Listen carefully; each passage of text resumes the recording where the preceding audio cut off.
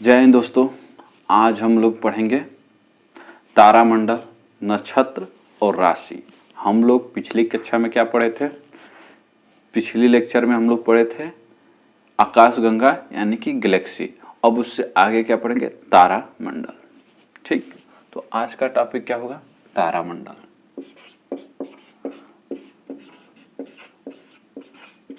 तारामंडल, तारामंडल कहते किसे हैं?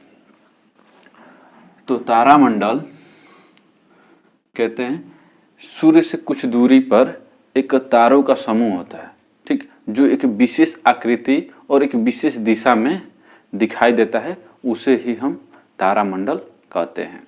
तो हम इसे लिख लेते हैं कि सूर्य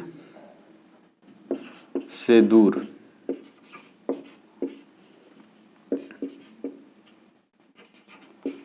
स्थित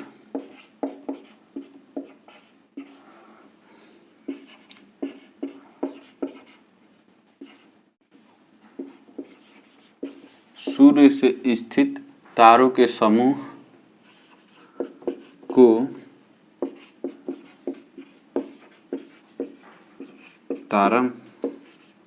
तारामंडल कहते हैं। यह एक विशिष्ट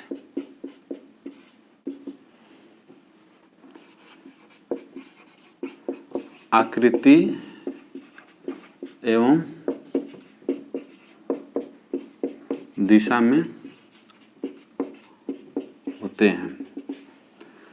जो हमारा तारामंडल है वो सूर्य से दूरी पर, कुछ दूरी का मतलब आप अब जियोग्राफी में कुछ समय कुछ दूरी का मतलब हजारों करोड़ों, आप हजारों करोड़ों के लाखों आप उस दूरी को मानेंगे, ठीक।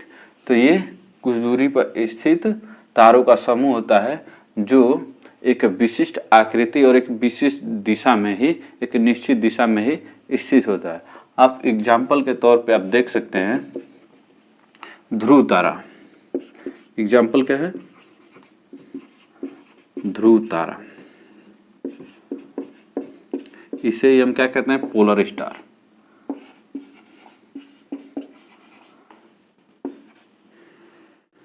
ध्रुव तारा का हम उपयोग करते हैं दिशा को निर्धारित करने में, ठीक।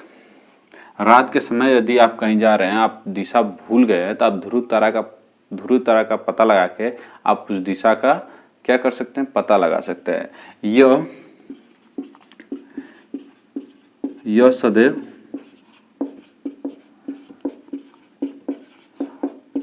उत्तर दिशा में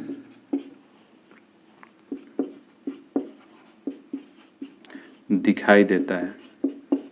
यह हमेशा उत्तर दिशा में ही दिखाई देगा और बहुत चमकीला दिखाई देता है, ठीक।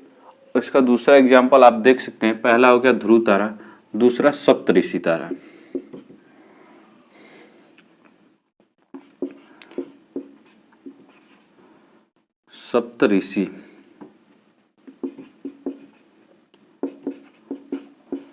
सप्तऋषि तारा, ये जो होता है 7 तारों का समूह होता है। 7 तारों का समूह। सप्तऋषि 7 तारों का समूह होता है। ये 2 प्रकार का होता है। अगर जो ये बड़ा हुआ, ठीक, तब क्या ये बृहद हो सकता है और लघु हो सकता है। 2 प्रकार का हो सकता है, यानी बड़ा और छोटा। तो ये कितने प्रकार का हो सकता है? 2 प्रकार का, बृहद और लघु। जो बृहद होता है उसे क्या कहते हैं? तो उसे अर्सा मेजर। जब यही 7 समूहों का तारा जो होगा वो बड़े आकृति में होगा, तो उसे क्या कहेंगे? अर्सा मेजर। अर्सा मेजर। लेकिन जब यही छोटा होगा तो इसे क्या कहेंगे? अर्सा माइनर। छोटा होगा तो अर्सा माइनर, बड़ा होगा तो अर्सा मेजर। अब इसको आकृति से समझ लेते हैं कि ये कैसा। अर्सा मेजर तो ये बड़ा होगा, ठीक। मान लेते हैं एक ये तारा है, एक ये तारा है, एक ये तारा, ऐसे करके 7 तारे होंगे। ये क्या हो गया, इसे मिलाएंगे, देखिए एक विशेष आकृति बना रहा है। 1 2 3 4 5 6 7 स्टार हो गए और ये एक विशेष आकृति में है। ये क्या कहेंगे, अर्सा मेजर, ये बड़ा होगा। ये क्या होगा, अर्सा माइनर है, तो ये इससे छोटा होगा। ठीक, आप शायद इसे समझ पा रहे होंगे। ठीक, इसे लाइन से मिला दें तो एक विशेष आकृति में हो गया, तो यही क्या होगा, अर्सा मेजर, अर्सा माइनर। और भी इसके एग्जाम्पल है। अगर जो आपसे एक और प्रश्न कि तारों मंडल की संख्या, माने हमारे आकाशगंगा में तारे मंडल कितने हैं, तो आप क्या बताएंगे, तो 89। ठीक, तारों की संख्या कितनी, तारा मंडल की संख्या कितनी है, 89। तो क्या हमें 89 को पढ़ना पड़ेगा, नहीं, जो इम्पोर्टेंट होंगे उनको हम बस देख लेंगे। तो हम आपको 2 बता दिए, 3 बता दिए, कौन, ध्रुव तारा, अर्सा मेजर, अर्सा माइनर। और आपसे एक ये प्रश्न पूछा जा सकता है कि किस तारामंडल में सबसे ज्यादा तारे हैं, किस तारामंडल में सबसे ज्यादा तारे, इसमें कितने हैं, 7, इसमें कितना है, 1 ही है, इसमें 7 है, इसमें 1 है। ऐसे ही अब पूछा जा सकता है कि किस तारामंडल में सबसे ज्यादा तारा है, सॉरी, इसको हम इरेज कर रहे हैं और आप इसे लिख लीजिए और आगे हम एग्जाम्पल बताते हैं। और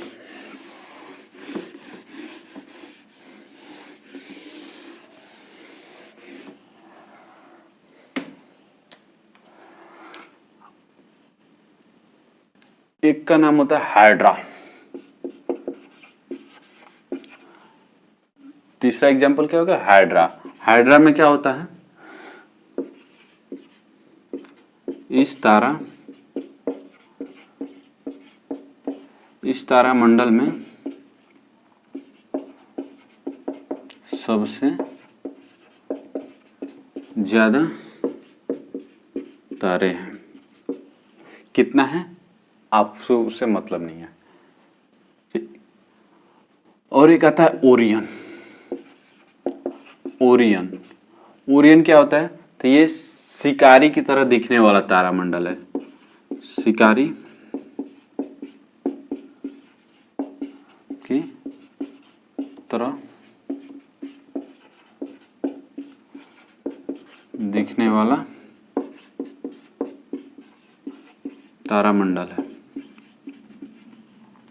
आपको तारामंडल में बस इतना ही याद रखना है कि ध्रुव तारा किसे कहते हैं और किस दिशा में वो निकलता है, अर्सा माइनर क्या होता है, अर्सा मेजर क्या होता है।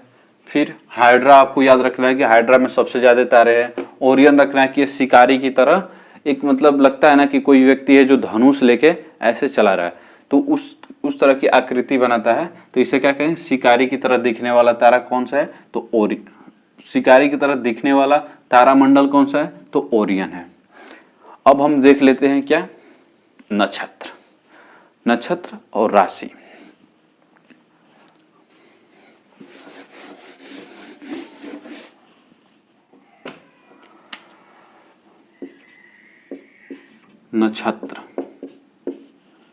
नक्षत्र की संख्या कितनी है, आपसे पूछा है संख्या, इसकी संख्या कितनी है, तो ये है 27। आपसे बस इतना ही पूछा जाएगा। अगर जो पूछा है नक्षत्र क्या है, तो ये सूर्य के पास, सूर्य के पास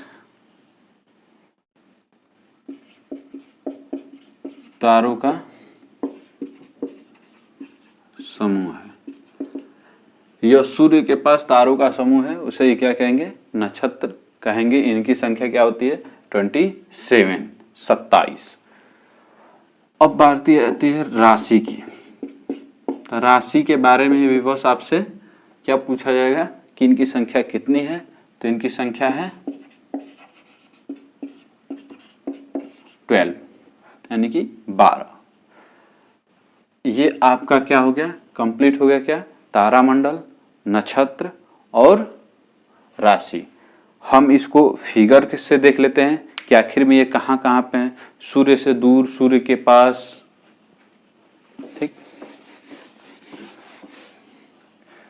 हम आपको कल क्या पढ़ाए थे, आकाशगंगा यानी गैलेक्सी। हम आपको गैलेक्सी पढ़ाए थे और उसमें क्या बताए थे, बल्ज बताए थे। उसके बाद से आर्म ये बताए थे, आर्म फर्स्ट, ये बताए थे आर्म सेकेंड, ये आर्म थर्ड। हम आपको बताए थे सूर्य किस आर्म में है, तो इसमें मान लेते हैं। अब हम इसको थोड़ा बड़ा कर रहे हैं, मतलब हम ये जो है थर्ड आर्म को गायब कर रहे हैं, इसको जूम कर रहे हैं। तो आप इसे समझ लीजिएगा, इसको हमको क्या, सूर्य से मतलब है, थर्ड सेकेंड आर्म में सूर्य है, तो हम सूर्य को ही इसी को क्या थोड़ा बड़ा दिखाने के लिए हम सेकेंड आर्म मान ले रहे हैं, आर्म सेकेंड। इसी में हमारा क्या है, सूर्य है, यहां मान लेते हैं कि सूर्य है,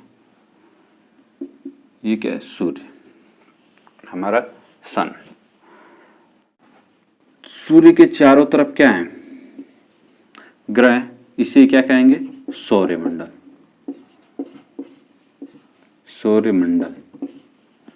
सौरमंडल में क्या है, तो 8 ग्रह हैं। लेकिन इससे कुछ कुछ दूरी पर सूर्य के पास तारों के समूह को मैंने क्या बताया, तो ये क्या है, नक्षत्र। इनकी संख्या कितनी है, 27। सूर्य से दूरी पर, कुछ दूरी पर जो है उन्हें क्या, तारामंडल, और इनकी संख्या कितनी है, 89। अब शायद आप समझ पा रहे होंगे कि सूर्य इतने को लेकर इस क्या करता है, ये सब सूर्य का चक्कर लगा रहे हैं, और सूर्य इस आकाशगंगा का चक्कर लगा रहा है, और आकाशगंगा भी क्या कर रही है, वो भी फैल रही है। 2 आकाशगंगाओं के बीच की दूरी बढ़ रही है। अब हम पूरा ये जो है हम पढ़े, इसको हम क्या करें, एक और मैप पे देखें, तो हमारा केंद्र में क्या हो जाता है, सूर्य। सूर्य किस में है, तो सौरमंडल में। सौरमंडल किस में है, तो ये क्या हो जाता है, नक्षत्र। उसके बाद आता है क्या, इससे बड़ा, तारामंडल। तारामंडल के बाद तारामंडल के बाद आकाशगंगा।